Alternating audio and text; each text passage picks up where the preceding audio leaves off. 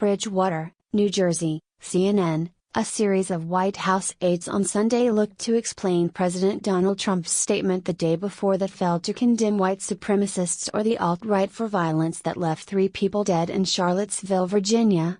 One White House official who didn't lend his voice to that effort, Trump himself.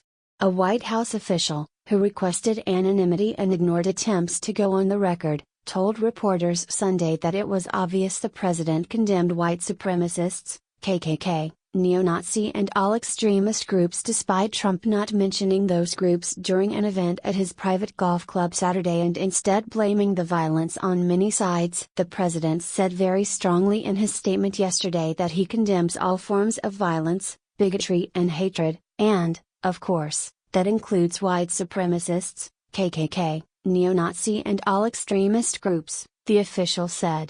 He called for national unity and bringing all Americans together. Additional questions to multiple White House aides about Trump's statement went unanswered. The president's vagueness on white supremacists stood in stark contrast to the bluntness, bombast and outspokenness Trump has built his career on. The president for decades has slammed his opponents, by name, on Twitter and in the media, never missing an opportunity to castigate a person or group that he thinks has slighted him. And he campaigned as a businessman turned politician who promised to be blunt when it came to terrorism. But on Saturday, as the nation watched white nationalists carrying Nazi flags scuffle in an idyllic American city, Trump ignored reporters who asked him directly whether he condemned white nationalist groups or whether he considered the murder of a woman in Charlottesville a terrorist attack. Vice President Mike Pence, however, delivered a no-tolerance message during brief comments Sunday in Cartagena, Colombia. "We have no tolerance for hate and violence from white supremacists, neo-Nazis or the KKK, said Pence, calling them dangerous fringe groups.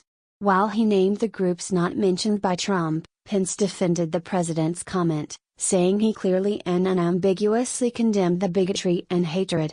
In Colombia as a stop on his tour of Latin America, Pence told reporters the president's call for unity was from the heart, a sincere call, and he criticized media scrutiny of Trump's comments. Those White House aides who appeared on television Sunday morning tried to walk the line between condemning a terrorist attack at the hands of a suspected white nationalist and denying that the president failed to go far enough on Saturday.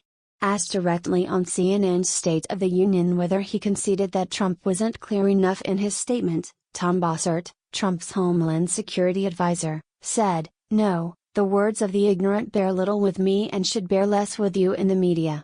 Bossert went on to urge people to focus for just a moment on the rest of the statement that he did say. "I condemn white supremacists and racists and white Nazi groups and all the other groups that espouse this kind of hatred and exclusion," Bossert added, going further than the president ever had.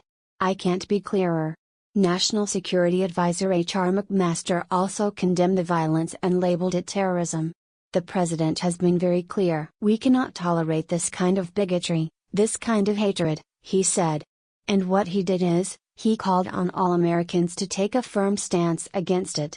When pressed on why Trump didn't call out white supremacists, but has, in the past, argued you can't solve terrorism if you don't name the movements behind it, McMaster said Trump called out anyone responsible for this kind of bigotry and violence.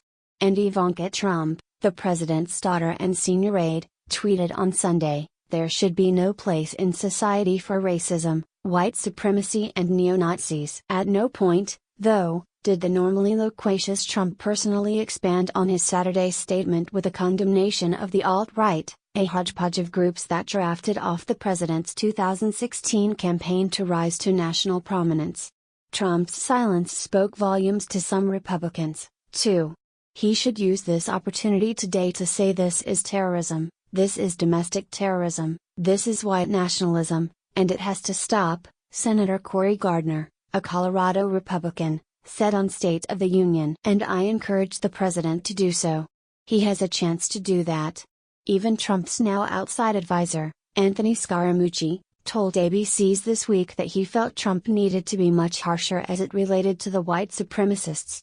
Trump's relationship with the alt-right has been a complicated saga ever since the racist groups latched onto his campaign for president, with movement leaders like David Duke, a former imperial wizard of the Ku Klux Klan, and white supremacist Richard Spencer endorsing the Trump campaign. Trump struggled to distance himself from these groups as a candidate, especially after he hired Steve Bannon, the former head of the conservative news site Breitbart, to help win him the White House.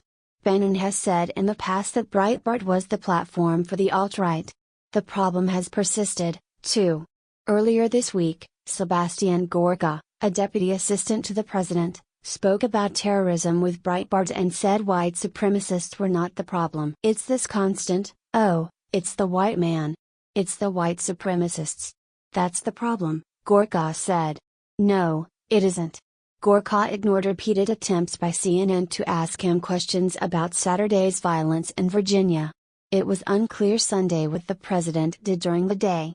White House aides who were asked about the president's schedule ignored repeated phone calls and emails. Asked directly whether Trump planned to play golf on Sunday, White House aides failed to respond.